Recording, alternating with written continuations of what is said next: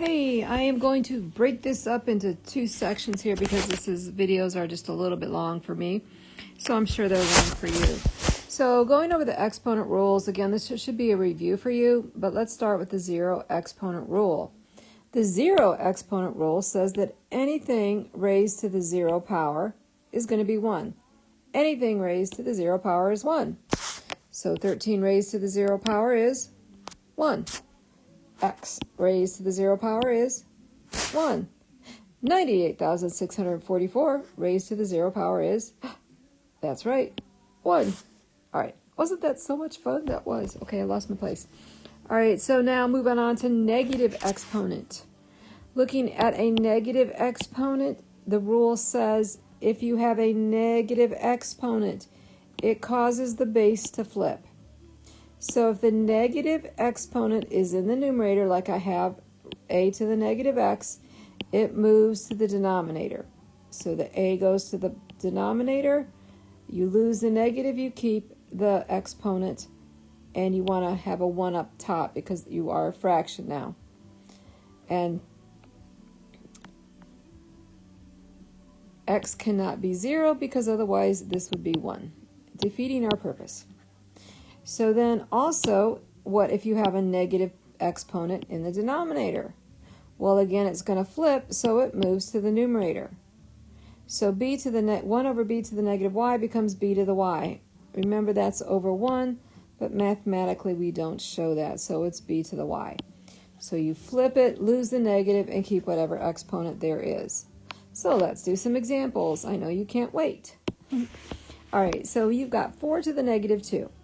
So the negative causes the 4 to flip. Really, this is over 1. Again, I'm not going to say that again because you should know that, but if you don't, you can watch this again. So it causes the 4 to go to the bottom, leaving the exponent of 2, getting rid of the negative. And we want to put a 1 up top because a fraction looks awful silly with nothing up top. And this is an easy simplification, so your answer is 1 over 16. That's your final answer for the first one. What about 1 over 2 to the negative 3?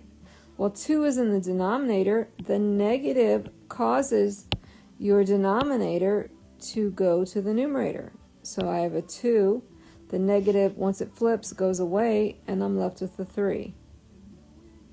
So 2 to the third power is 8, and that's all there is to it. And then this next one looks a little bit hard, but really it's not. What happens? The negative causes the exponent base x to go, the base to go to the bottom. Lose the negative, keep the 5. Z, the negative causes z to go to the top. Lose the negative, keep the 3. So there's your answer for that. So moving on with the product rule. The product rule, again, you have the same base.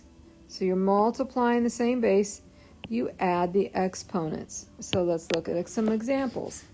Same base, 3 is the same base, I add exponent 3 to the 15. Next problem, same base of m stays the same, I add 12 plus negative 5, getting 7. Looking at this next one, it's not hard, just take it piece by piece. So I have base of x, easy for me to say, base of x. I've got a 3 here, and I've got a 23 here, an x to the 23. What do I do with the 3 and 23? Add them. So x to the third, and I'm just going to put a mark through it saying I've already did those. So now I have a y in 2 places, so my y is my base, a negative 3, plus a negative 3 is a negative 6. That's done.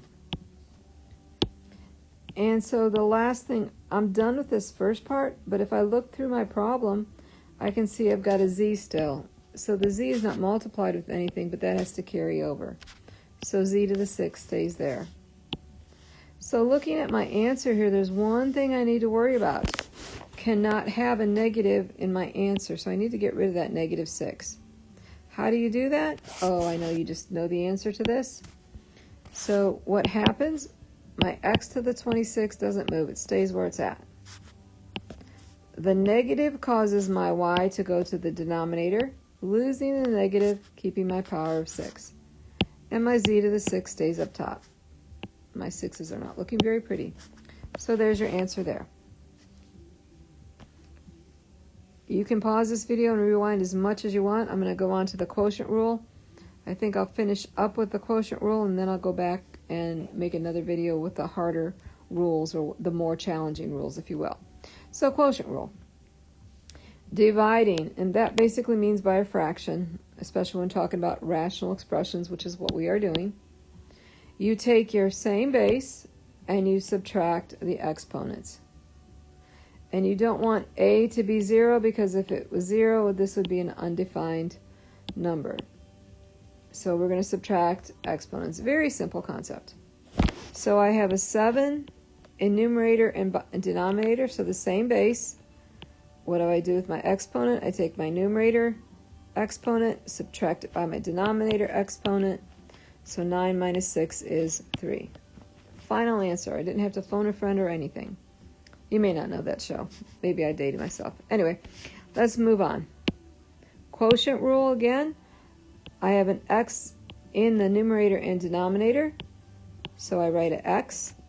I have a 5 in the numerator, subtract the denominator, the exponent of 3 in the denominator. So 5 minus 3 is 2. So I have x squared. So I'm done with that one. I've got a y, denominator and numerator. I take my numerator exponent, which is 12, subtract my denominator, which is 2, which gives me 10. So my y's are done. Now my z's.